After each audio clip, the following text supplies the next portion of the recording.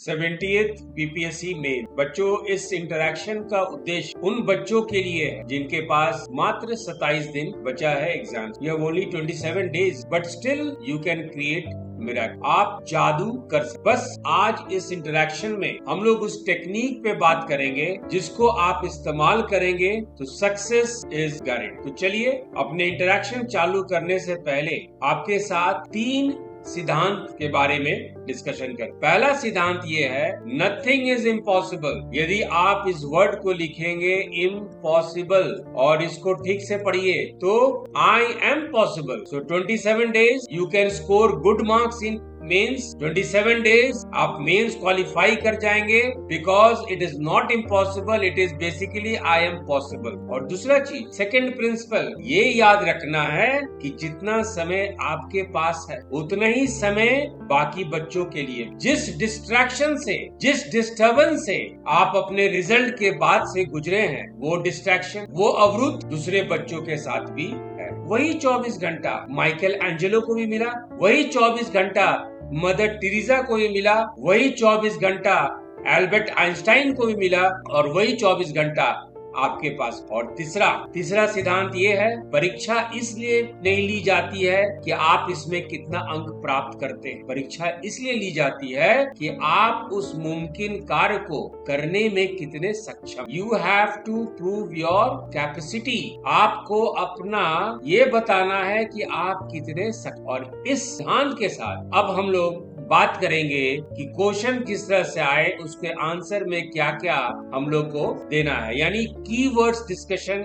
ये ही आज हमारा मुद्दा है। अब हमारा चर्चा का विषय है कीवर्ड्स। क्वेश्चन में क्या आएगा और किस तरह से हम लोगों को लिखना है। यदि सपोज क्वेश्चन है डिफाइन व्हाट इज, हिंदी में परिभाषित करें क्या है। For example, define judicial activism and discuss the issues associated with it. उदाहरण, न्यायिक सक्रियता को परिभाषित करें और इससे जुड़े मुद्दे पर चर्चा करें। यदि इस तरह का क्वेश्चन हो तो आपको क्या करना। इस तरह के क्वेश्चन में आपको ये शुरू करना है, शुरुआत ऐसे करना है कि जितना पॉसिबल हो सके, जितना संभव हो सके, आपको उस शब्द को परिभाषित कर। पहला line, you have to define as precisely as possible. फिर उस डेफिनेशन में, यानी जुडिशियल एक्टिविज्म में, न्यायिक सक्रियता में कौन से ऑथर क्या, या इसका व्याख्या कुछ अलग अलग। इस पॉइंट को भी व्याख्या यानी परिभाषा का व्याख्या को भी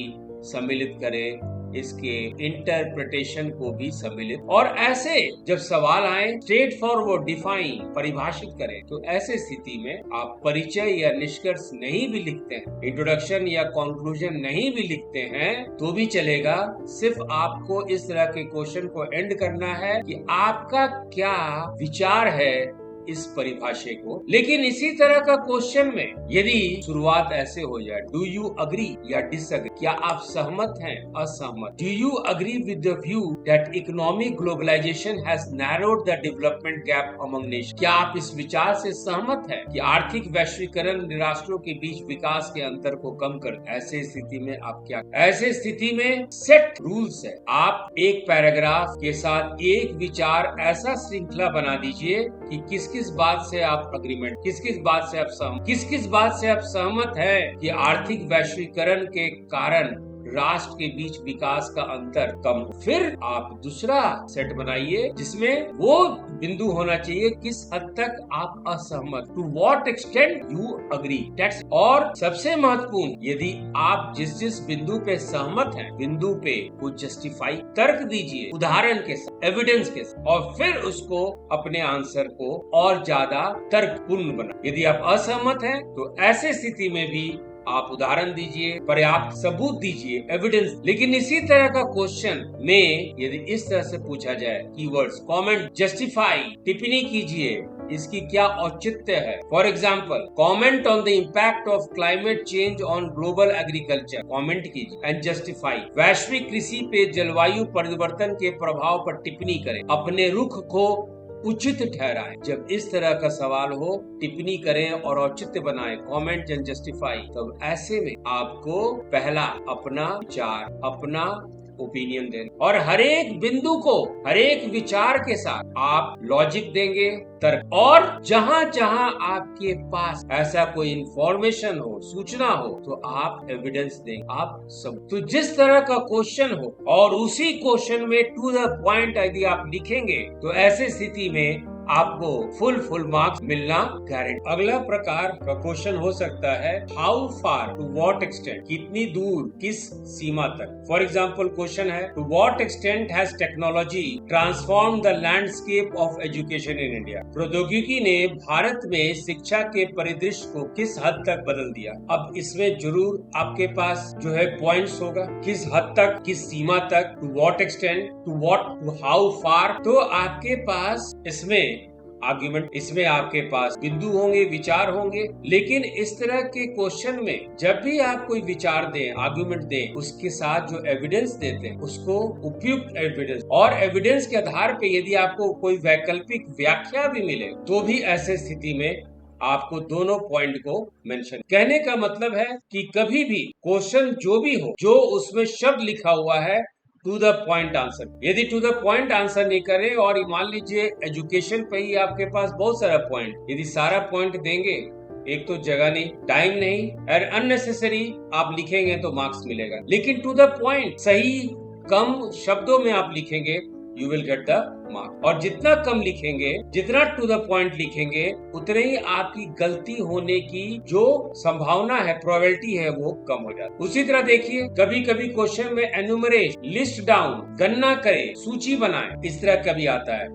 enumerate the key provisions of the right to education act in. भारत में शिक्षा का अधिकार अधिनियम के प्रमुख प्रावधानों को गिनाई। तो इसमें क्या है, जितने भी प्रावधान है तो गिनाइए, और जहां जहां पॉसिबल है, संभव है, उदाहरण दी। और किस पृष्ठभूमि में आपका शिक्षा का अधिकार अधिनियम आया, under which context the right to education act in India has come, वो कॉन्टेक्स्ट, वो पृष्ठभूमि आपका परिचय, इंट्रोडक्शन। और परिचय यदि आप ऐसे दे रहे हैं तो इसका निष्कर्ष ट्रायंगल को अपोजिट कर दीजिए, वो आपका। अगले कुछ दिनों में हम एवरीडे एक टिपिकल क्वेश्चन, उसको कैसे कैसे आंसर करना है, इंडिया के प्रोटेक्स्ट में भी, बिहार स्पेशल के रूप में भी, पेपर 1, पेपर 2, हम एक एक क्वेश्चन आपको अगले कुछ दिनों में एवरीडे हम डिस्कशन के लिए लेके चलते चलते मेरे एक बात पे याद रखिएगा, वो आपको हम गाइडलाइन की तरह वो चीज को समझना। चलते चलते बच्चों एक बात याद रखें, आपके पास आज भी